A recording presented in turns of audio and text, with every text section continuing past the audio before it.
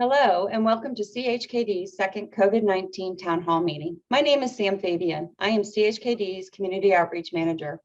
In today's Town Hall, CHKD's Medical Director of Children's Medical Group, Dr. Doug Mitchell, will discuss the state of COVID-19 in our region, the facts about the facts about the vaccine, especially for children ages 5 to 11, common myths, and frequently asked questions from parents about the vaccine. Unfortunately, the recording of the live town hall that took place on November 10th failed, and this is the re-recorded version of the town hall presentation. The good news is that the questions that were asked live or in the chat during the November 10th town hall are posted on our CHKD website at chkd.org. It is now my pleasure to introduce you to Dr. Doug Mitchell. As the medical director of CHKD's medical group, Dr. Mitchell provides clinical leadership to 21 primary care pediatric practices and more than 140 pediatricians in the region. In his own pediatric practice at Norfolk Pediatrics, Dr. Mitchell regularly counsels families who have questions about the COVID vaccine and vaccines in general.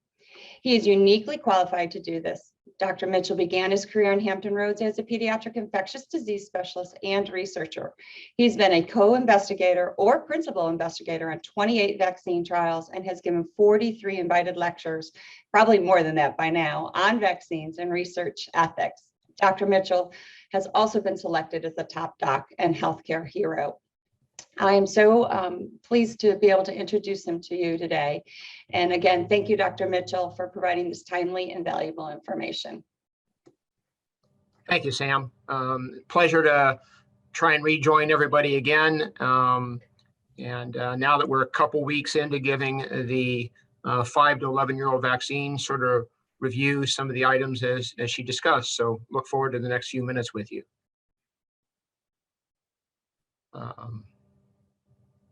So we're going to look at a few things, what's happening in Virginia, some of the current metrics in children, how it's impacting children, some things that parents need to know.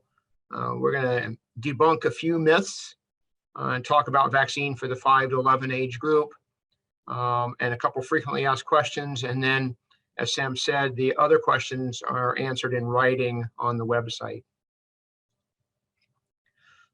So first, COVID-19 is impacting children. In this graph, we see the number of cases by the week, and this was up through the first part of November. And so it does show significantly in that black line the total number of cases in Virginia in all pediatric patients. And so there are several cases a day, quite a few cases a day. The important thing now is the next of that subset, the highest spread right now is in the 5 to 11, where again, we now have the opportunity to vaccinate those children. You can see that the 12 to 15 is lower, probably because of a result of having quite a few of those kids vaccinated, which we've been doing for several weeks. And the same thing in the 16 to 17, we've been vaccinating those kids for several months now. So their cases are lower than the 5 to 11 because we really had not been vaccinating at the time that includes these data. So, one of the things we talk about is early on, it didn't look like kids were getting all that sick and didn't have that much disease. As we've immunized more and more of the adults and elderly adults, much more of the disease burden or cases is falling upon children. Children make up 16% of all COVID cases reported nationally. And the overall rate is the 8,600 per 100,000 children, so pretty high. It's not slowing down. Children made up 24% of the cases reported the first week in November, and there's a 3% increase. And we expect as we head into the holidays that the number of cases will continue to increase as there's more travel and gathering that occurs. What happens to kids? We've also talked about in the past that it's a relatively mild disease in kids. It is for the most part, but not exclusively.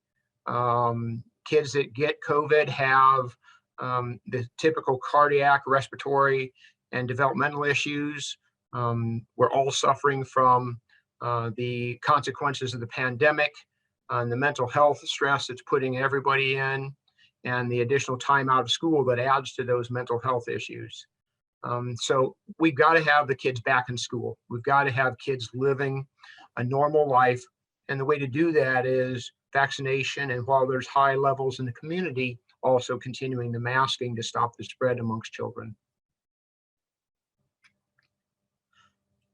So the bottom line is the benefits of the vaccines far outweigh any potential risks. And so now we have the recommendation from the CDC that we immunize everyone 5 years and older. First thing to understand is you cannot get COVID-19 from the vaccine. Yes, we know there's some side effects after the vaccine. That was shown in the adult studies. It happened in real life as we started vaccinating. It seems in the studies that the younger children have fewer of the side effects, but they do occur. Those are mild though, they go away. It's not long lasting effects, and you do not get COVID-19 from the vaccine. It is important to understand that the vaccines were made following FDA standards. The emergency use authorization only means that the procedures leading to approval were expedited. The studies were conducted the same way as any other vaccine we've brought to market and have approved in kids. They underwent the same ethics and the same science to prove protection and look at side effects. But the EUA and all the money that the government's put into it was there to expedite the approval process, to get them out sooner because of the emergency that we're under. The COVID vaccines do protect your health. It does not 100% prevent infection. We know that, and so it's not a failure of the vaccine. No vaccine prevents 100% of infections. But what COVID vaccine does is prevent serious disease. It stops people from needing to go see the doctor necessarily, or definitely go to the emergency room or be admitted. It is clearly preventing deaths as well. When you look at the immunized populations, it's helping do that.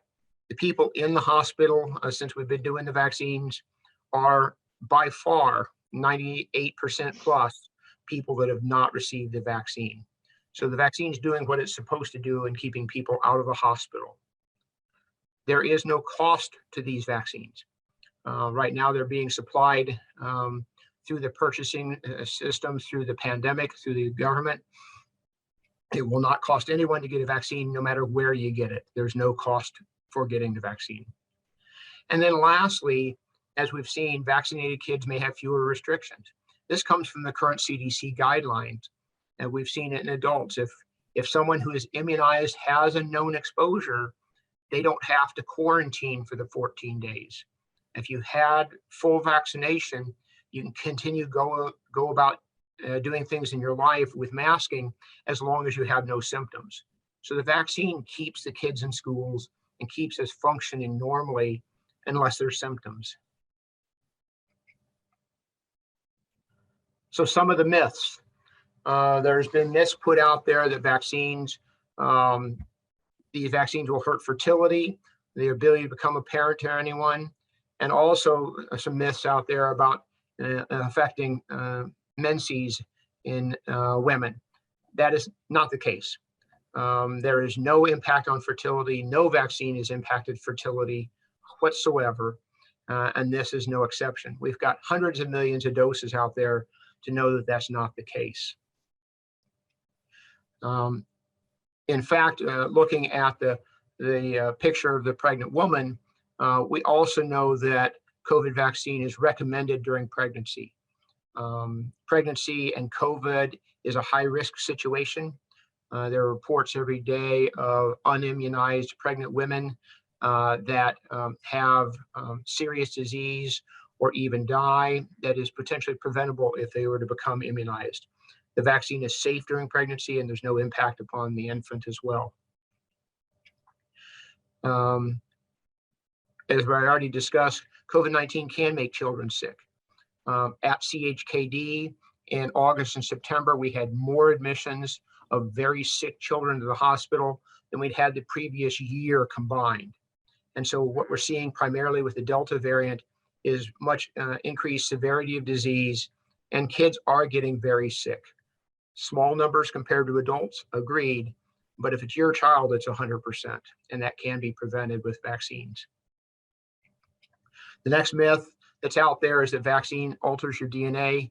That is absolutely not even possible. It is an mRNA vaccine, but it does not change the DNA at all. And everything in the vaccine itself is degraded and is removed from the body within 2 or 3 days after the vaccine. You will not become more vulnerable after receiving the vaccine. You can acquire the disease, but it's a much less severe disease. And not vaccinating my child will affect other children, not only my child's health. The more we vaccinate everyone, the more we stop the spread, and we provide benefit of preventing severe disease, and we provide benefit by stopping, at least decreasing the spread in the community, so we can have more normal activities resume. Specifically, the new approval that we've been doing the last couple of weeks is approved under the emergency use authorization for the 5 to 11-year-old age group. And so there are some differences. The similarity is it's exactly the same vaccine. There's not been a new vaccine produced. What has changed is the dose. Part of the, if you will, delay or the time it took to get this released in children was finding out, did we need to use the same larger dose in smaller kids that we used in the adults? And they found that the kids get a very robust immune response using a third of the dose. That's that dose column there that says 30 micrograms is the dose in adults, 10 micrograms is the dose in kids. That does not relate or translate to a third of the volume. And so it's been reformulated about the concentration. But it's exactly the same product, exactly the same vaccine in different vials to keep them straight, to make sure that we can keep them straight and deliver the appropriate dose according to age. While we're talking about that too, it is strictly age. You might have an incredibly small 12-year-old, they will get the 12-year dose. You might have a very tall, very large 10 or 11-year-old, they will get the 5 to 11-year-old dose. It is purely age-based. That's based upon the studies showing a good immune response for all those folks. And if an 11-year-old gets the first dose, the pediatric dose, and then in the next 2 weeks, next 3 weeks before the second dose, they turn 12, they will then get the adult dose for the 12-year-old. So it is purely age-based and not weight or size-based. So the frequently asked questions, what ages are allowed to get the vaccine? Now it's everyone 5 years and older. There are studies going to see if we can lower that down to as low as 6 months. It will take another several months to get those data and show safety and prevention in those age groups as well. While we're talking about getting vaccines, we're in the middle of flu season. Flu is likely to come. So we do recommend getting COVID and flu vaccines both. And yes, they can be given at the same time. Where can we get vaccinated? So many places. This is not like January when we first rolled it out for adults. You can get vaccinated at your pediatrician. Nearly all of the CHKD pediatricians are giving vaccines in their offices. You can go to the mass vaccination clinic site at Military Circle Mall. They are doing vaccines, I believe, Tuesday through Sunday there. Yes, you can do that. Can I get the vaccine at the same time as my child at the pharmacies and at the mass vaccination clinic? Yes. The entire family, it can be a family event and do the entire thing. Some of the pediatric offices are doing adults as well, but it depends upon the office and their ability to handle the volumes. Does my child need a vaccine if they aren't going to get very ill from COVID-19? Yes, we talked about this a couple of times, and that is, in general, pediatric infection is less severe, but not 100%. As I said, we've had some very ill children at CHKD that with COVID that were unimmunized. Will my child get sick after getting the vaccine? The side effects from the vaccine are similar to what we've seen in adults. Less than 20% may have some achiness, may have some fever. That seems to be worse after the second dose because you're responding to a second exposure. Those are transient and they go away. What is a Delta variant? All viruses mutate over time. That's how they maintain their lifespan and avoid the immune responses of the community. And so there's mutations and there's variations. And the Delta variant is one of those that we do expect any virus to do. And that's what we've called the Delta variant in the SARS-CoV-2 or COVID virus. It does seem to be more contagious. It does seem to have more severe disease.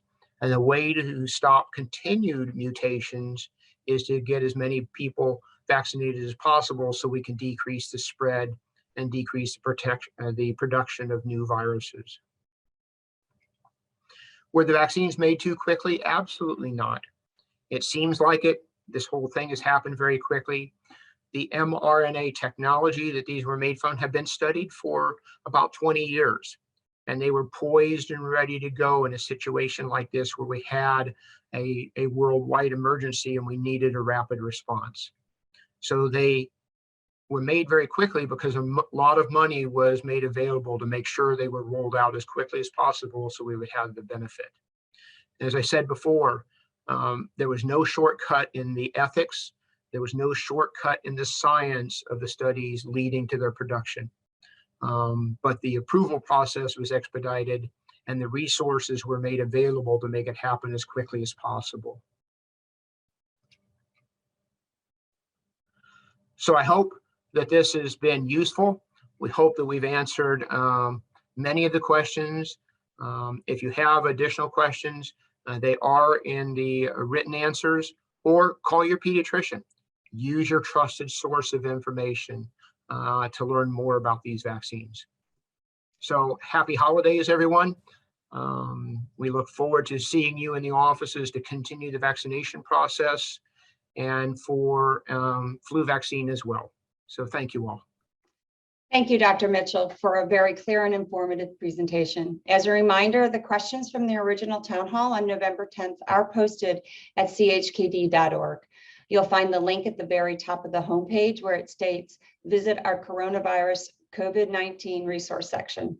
Click that link and it'll bring you to the video of this recording and the link to the Q&A. On behalf of CHKD, I wish you and your family well, and thank you again. And thank you, Dr. Mitchell. Thank you.